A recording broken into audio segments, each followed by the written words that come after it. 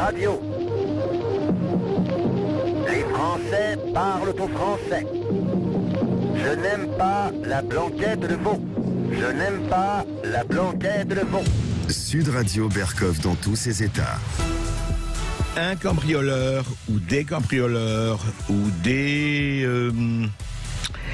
gens manifestement animés de mauvaises intentions rentrent chez vous, vous menacent, passent à l'action. Qu'est-ce qu'on fait ? Qu'est-ce que vous faites ? Vous dites vous n'aurez pas ma haine, vous préparez les fleurs, les bouquets, et vous enregistrez John Lennon Imagine pour être prêt pour la suite, ou vous réagissez et ça s'appelle la légitime défense. Je ne sais pas, mais on en parle tout de suite. Sud Radio André Berkov. Berkov dans tous ses états, ça balance pas mal sur Sud Radio. Je suis chez moi, mais justement, qu'est-ce que je fais ? Et voilà ce qui s'est passé. Et il y a quelques jours, un homme de 35 ans résidant à Longré, dans le nord de la Charente, a été mis en examen pour meurtre, après avoir tiré mortellement sur un quadragénaire entré par effraction à son domicile vendredi. A-t-on appris auprès du parquet d'Angoulême. Voilà, cet agriculteur a tiré à 2 reprises avec un fusil de gros calibre sur un groupe de 4 cambrioleurs entrés par effraction chez lui, tuant l'un d'eux. Voilà, les faits se sont déroulés donc vendredi dernier, il y a 10 jours. L'auteur était seul avec sa fille de 3 ans à son domicile. Alors, évidemment que c'est un meurtre, évidemment que c'est terrible, mais il a expliqué, l'agriculteur, avoir agi en état de légitime défense après s'être senti menacé, lui et son enfant, toujours selon la même source. Alors, légitime défense, elle a été posée à plusieurs reprises. Et voici que Emmanuel Macron, le président de la République, lors d'un déplacement en Charente-Maritime, il réagissait à cette affaire jeudi dernier, et voici ce qu'il disait. Non, moi j'ai toujours été clair. Vous savez, nous sommes dans un état de droit. Il y a des règles. Et donc, les règles, c'est d'abord, chacun doit avoir la sécurité, évidemment, et ça c'est le devoir de la puissance publique de l'assurer, mais je suis opposé à la légitime défense.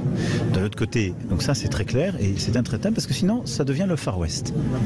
Et je ne veux pas d'un pays où prolifèrent les armes, et où on considère que c'est aux citoyens de se défendre. Il y a pour ça une police, une gendarmerie. Oui, certes. Nous, personne ne veut du Far West, mais quand dans un certain quartier, que ne fréquentent pas un certain nombre des princes qui nous gouvernent, d'un certain nombre de décisionnaires, d'un certain nombre de haut-parleurs, d'un certain nombre de haliveurs, ils ne connaissent pas tout cela. Et c'est la jungle, hein, c'est pas simple. Alors, évidemment, il dit, mais je suis contre la légitime défense, nous dit le cher président de la République. Mais attention, la légitime défense est une notion reconnue en droit français et mentionnée à l'article 122.5 du Code pénal. Voici ce qu'il dit, cet article. Je le rappelle aux auditeurs de Sud Radio et à tout le monde.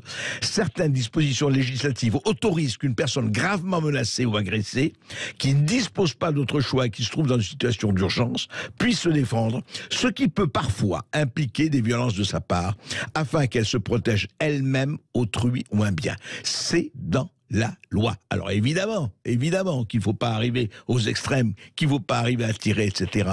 Mais qu'est-ce qui se passe ? Qui peut se mettre à la place de quelqu'un qui est alors envahi ? Donc la légitime défense, elle est dans la loi, cher président. Alors effectivement, alors ça a été un tout petit peu dire non, il voulait parler de présomption de légitime défense, etc. Bien sûr, mais attention. Il ne faut pas confondre légitime défense et autodéfense. Ça n'a rien à voir. Et il ne s'agit pas de que la France se couvre d'armes, mais il s'agit simplement de faire en sorte que véritablement, les gens, les hommes, les femmes de ce pays, les enfants de ce pays soient protégés autant que faire se peut, et plus que faire se peut. Je rappelle juste quelque chose. New York était la capitale de la délinquance. Moi, j'ai connu New York dans les années 70 et 80. Il y a des quartiers entiers où vous ne pouviez pas rentrer. Est arrivé un maire qui s'appelle Rudolph Giuliani. Et ce maire a fait la tolérance zéro. Il a dit, si vous commencez à casser un carreau, c'est déjà un délit. Eh bien, je peux vous dire qu'en 5 ans, la délinquance à New York a baissé de 50%. Vous connaissez les chiffres de la France ? On ne va pas vous les répéter. Alors, ça suffit. je veux dire, employer les mots pour les mots MAUX, ça suffit. Alors moi je veux bien qu'on soit évidemment contre le port d'armes, contre ce que vous voulez, etc. Mais encore une fois, il y a des moments où la défense est effectivement légitime. Sud Radio Berkov dans tous ses états, les perles du jour. La merveilleuse chanson résistance antifasciste, Bella Ciao, et les candidats, encore une fois, c'est pas pour reparler Emmanuel Macron, mais dans son grand meeting, effectivement, on l'a distribué, comme vous le savez, au public, un livret où on chantait « Oh Emmanuel, notre candidat, nous on est là pour toi, oh Emmanuel, toi notre président, tu le seras encore longtemps. » Magnifique chanson de résistance, je suis très content, etc. Sauf que vous savez ce qui était écrit quand même sur le livret qu'on a tous vu, qu'on a reçu. Il mettait, ça vient de Bella Ciao, la Casa des Papel. Vous savez, le fameux feuilleton de Netflix. On rappelle quand même aux ilotes et aux rachitiques du bulbe qui s'apprennent, qui cultivent un peu, que ce n'est pas la Casa des Papel qui a fait la Bella Ciao, qui est un grand chant révolutionnaire italien. Non, mais c'est comme ça. Et alors, il y avait autre chose aussi magnifique. Il y avait une grande constante. Alors, il y avait une grande constance. Je vais vous dire quelle est la grande constance. C'est le fait de sauter. Oui, sauter. Vous allez me dire, mais qu'est-ce que ça a à faire avec... C'est pas un sauteur, nous parlons... Non, pas du tout. En 2017, il y avait déjà Christophe Castaner qui animait un grand meeting d'Emmanuel Macron à Marseille. Écoutez. Et à Marseille, on a un truc. Vous savez, c'est... Je sais plus comment c'est, qui saute pas et pas marseillais. Alors je vous propose de vous lever. Et on va le faire ensemble. Allez, on y va. Qui saute pas n'est pas marseillais. Ok? Et je vous en propose une autre. Qui saute pas n'est pas Macron. Qui saute pas n'est pas... Mesdames, messieurs, un tonnerre d'applaudissements, non, belle, Emmanuel Macron. Ah, c'est formidable. Alors moi, je vais vous dire, moi j'ai dit d'ailleurs à Augustin Morio et à toute l'équipe de Sud Radio et à Thibaut Sattler, dorénavant, je veux entendre qui saute pas n'est pas Berkov, qui saute pas n'est pas Berkov. Tous les auditeurs de Sud Radio, levez-vous devant votre radio, sautez et dites qui saute pas n'est pas Berkov. Oui, comme ça, je saurai que vous m'appréciez. Mais alors, attendez, on est resté dans la même chose. Eh oui, 2022, qui reprend ça exactement mot pour mot à l'Arena, Gabriel Attal, porte-parole du gouvernement, et lui aussi. On pensait que peut-être ils allaient renouveler. Non, Gabriel Attal, écoutez.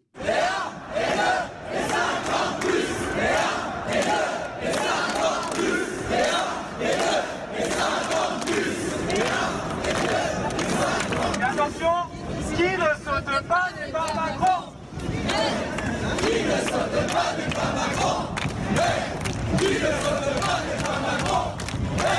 Qui ne saute pas n'est pas Macron. Alors moi je vais vous dire, la France est sauvée. La France est sauvée. Quand on est là et en 5 ans, 2017, 2022, et pourquoi pas 2027, et pourquoi pas le 2035, et pourquoi pas 2050, qui saute pas, ça doit être notre hymne national. Ça suffit la Marseillaise. Maintenant on va remplacer par qui saute pas n'est pas notre candidat. Voilà, c'est très joli. Eh bien sautons. Je ne sais pas comment on va le prendre, sautons, mais enfin sautons. Sud Radio Berkov dans tous ses états. Valoir aux urnes citoyens, et oui, allez voter, on vous le dit, on vous le répète, votez pour qui vous voulez, mais votez abstention, piège à con, je ne le saurais vous le dire assez. Enfin, ça, c'est à vous de voir, c'est votre liberté d'abord. Mais alors, il y a quand même quelque chose d'important et d'intéressant. Il y a des gens qui veulent effectivement inciter à voter, mais ils veulent inciter à voter les étrangers. Attendez, vous allez me dire, mais les étrangers n'ont pas le droit de voter. Il n'y a pas encore une loi, ça viendra peut-être plus tard, qui dit que les étrangers ont le droit de voter. Oui, alors on naturalise à tout va, comme ça on va les faire voter. Non, mais c'est pas ça.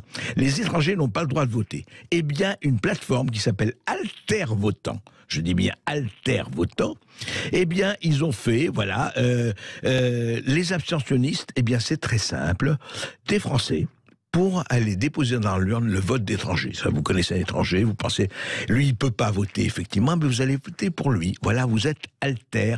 Écoutez ce reportage de France 24. Écoutez. Moi, j'estime que j'ai aucun mérite à avoir le droit de vote. Je suis juste née peut-être dans la bonne famille, au bon endroit, mais j'ai aucun mérite à être citoyenne française. Et ça me semble normal de partager avec ceux qui n'ont pas cette chance-là. J'ai hésité à voter pour cette élection présidentielle. Et finalement, j'ai choisi de m'abstenir de voter parce que je ne me reconnais pas dans le système politique, je ne me reconnais pas dans ces élections. Voilà, mais elle était prête, effectivement, à s'abstenir. Voilà, déjà le beau piège à con. Et puis simplement, voilà, elle a rencontré, par exemple, quelqu'un qui est étranger, qui n'a pas le droit de vote. Eh bien, il lui dit, écoutez, mon petit, ma chérie, eh bien, tu as voté pour moi, parce que toi, tu n'as aucune idée, tu as une espèce de petit micron à la place du cerveau. Donc, moi, je vais te dire ce qu'il faut faire, parce que moi, je sais ce qu'il faut faire. Oui, mon chéri, oui, je vais te suivre.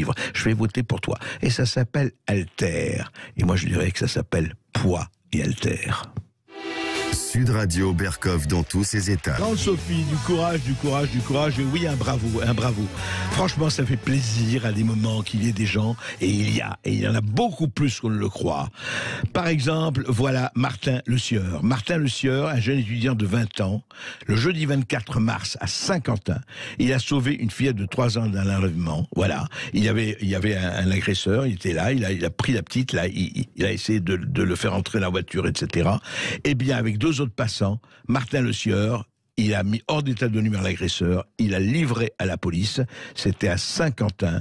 Eh bien, écoutez, bravo. Si tout le monde était comme ça, quand vous voyez quelque chose, alors on sait très bien qu'il y en a qui ont payé de leur vie, il faut le dire, un certain courage, et un courage certain, eh bien, il faut le faire. Il ne faut pas hésiter, vraiment. Et en tout cas, bravo à Martin Le Sieur. Il ne va pas demander, c'est pas lui qu'on va décorer de la Légion d'honneur, c'est pas lui qu'on va faire des hommages, mais c'est ça qu'il nous faut, des Martin Le Sieur, des centaines, des milliers, des dizaines de milliers de Martin Le Sieur en France. Et du courage, il y a une femme qui en a aussi, c'est Florence Horry, la maman d'Océane, qui est une enfant autiste. Elle a mis sa carrière entre parenthèses en 2005, révoltée du traitement infligé aux enfants autistes. Et puis elle a écrit L'enfermement aux éditions XO. On en parle jusqu'à 14h. Et vous nous appelez au 0826 300 300.